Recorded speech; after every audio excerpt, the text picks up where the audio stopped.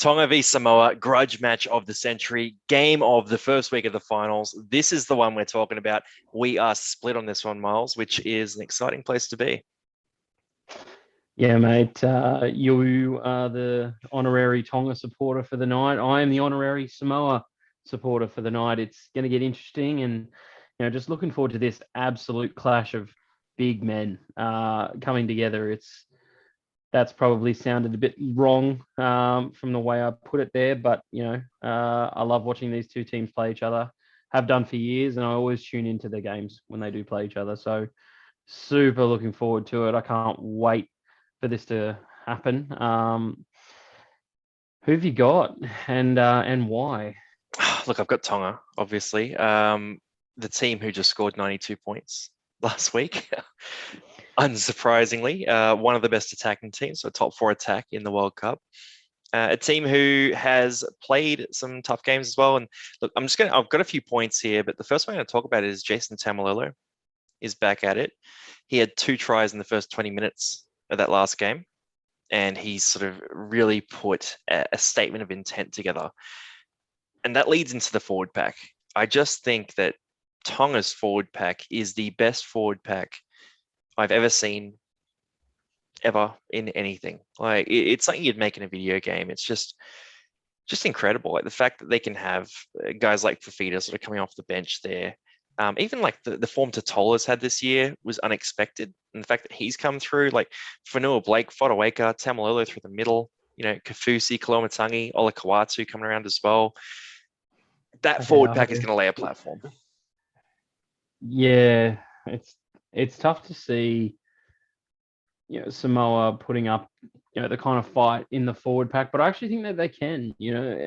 I've seen Samoa get slapped in the face by England, and they took that and they said, you know what, that's not happening to us again.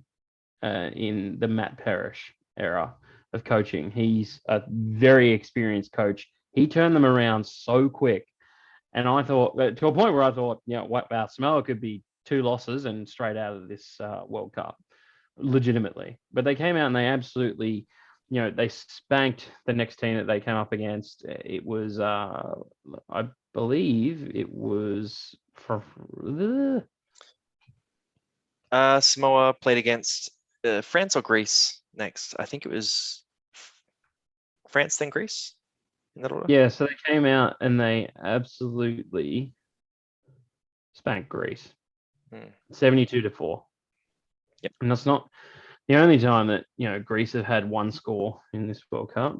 But we won't talk about that because we covered it in our England video. And then they pumped France as well. And France actually gave England a few troubles. So I think they proved not only to the pundits but also to themselves that they can put on points in a hurry. And it all comes down to their most important player. He might not be their best player. I don't necessarily think that Jerome Luai is Samoa's best player because I think Junior Paulo is. But Jerome Luai, the turnaround that he's had from that England game, he's starting to do a lot of the stuff that I would love to see him take into the next NRL season for Penrith. At Penrith, he plays his role.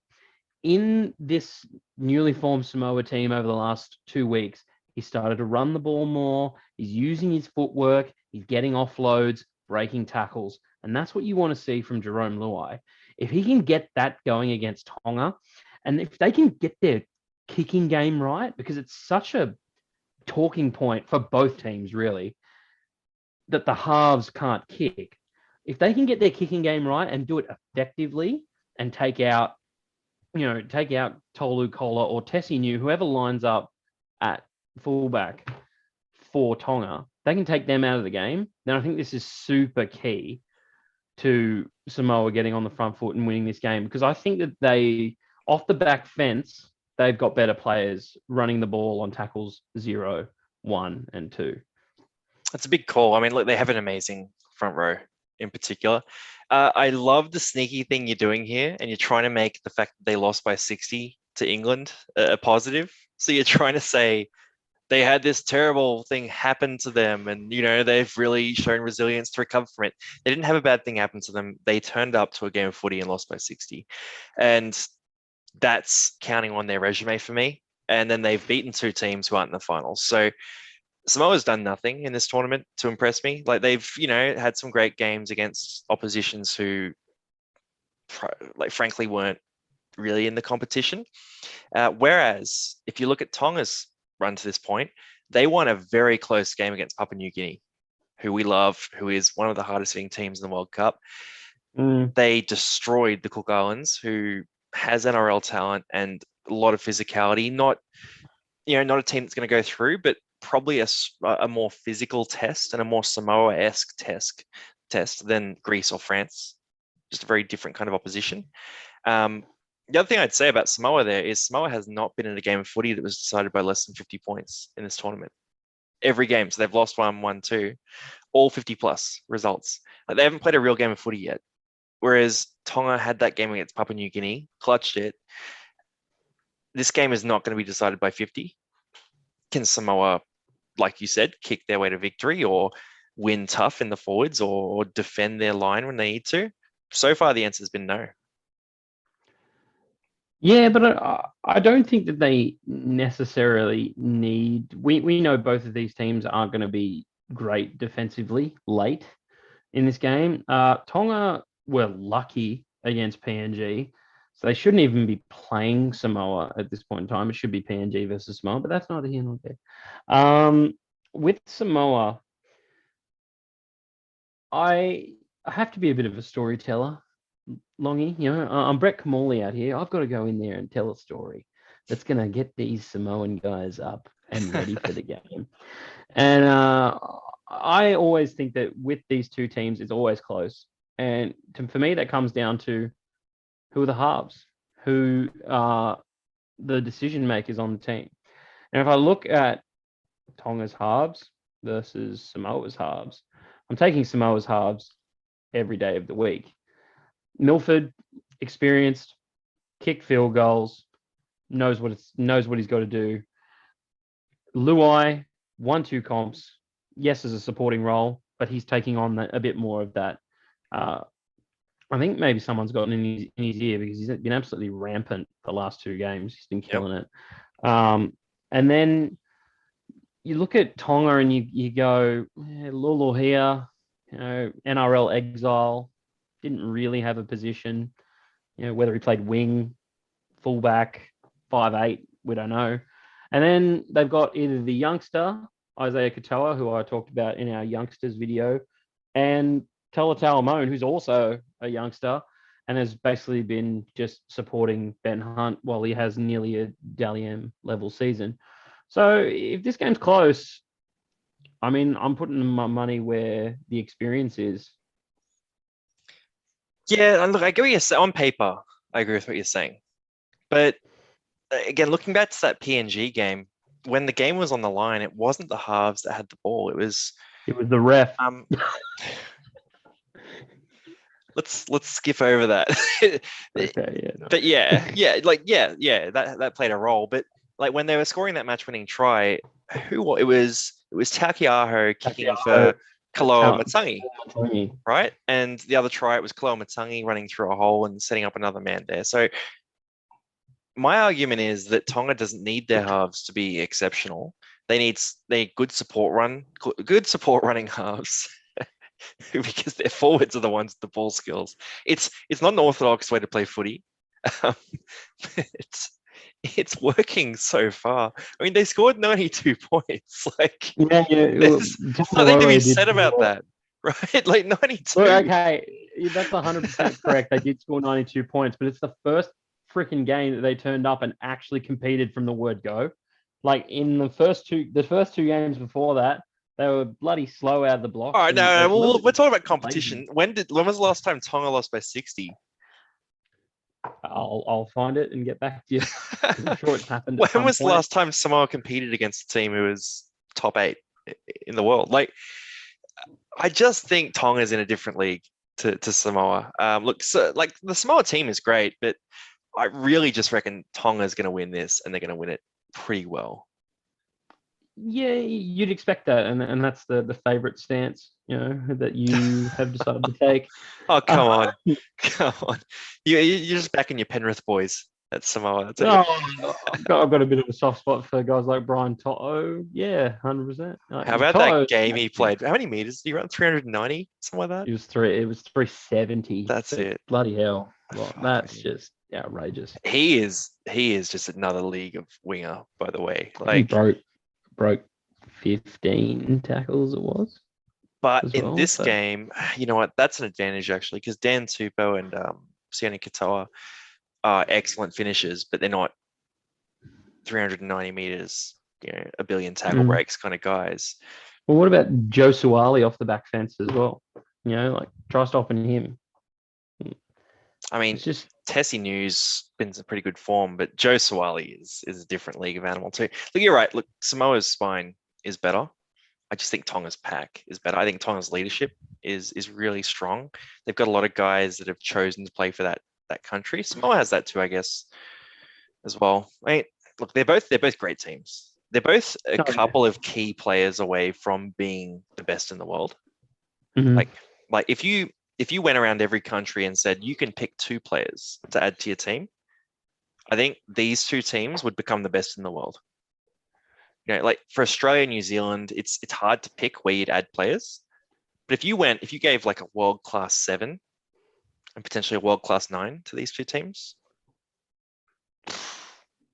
Yeah, look, one and look, two. look. Imagine if you plug in Cleary to Samoa and he's playing with Luai, and he's playing with a bunch of the Penrith guys that he knows already. Spencer Leniu and Yeah, then throw in Harry Grant or something Scott. like that, right? Yeah, that's their problem. Both of these teams, I think, have a very big issue at hooker Mm. because neither of their hookers are really that prominent in the game plan. And like, yeah, Danny Levi makes his tackles, and then I think who's the Tonga hooker? Sonny Is Luke. it Sonny Luke. Sony Luke? Yeah. Yeah. So and relatively unknown with Sony Luke. He's only played a few NRL games, Yeah. but Danny Levi, we know he's just going to go out there and make as many tackles as he can, and then basically work himself to death. But he's not a creator. He's not an Appy He's a Coruscant. good NRL level hooker, but yeah, no, Yeah, he's yeah, not. yeah. He's not a difference Oh, maker on the world stage. Yeah. he should be playing for an NRL team. Like I'm a bit annoyed that he's gone to England and chose to have a career over there, but he'd be starting for a number of NRL teams, in my opinion. Yeah, I mean, if you can go to Europe and score a bunch of tries and live it up and go to France on your weekends, drink wine, like I'm not hating on him for it. Do you reckon Conrad Hurrell gets into this game for Tonga? Do we Their see the?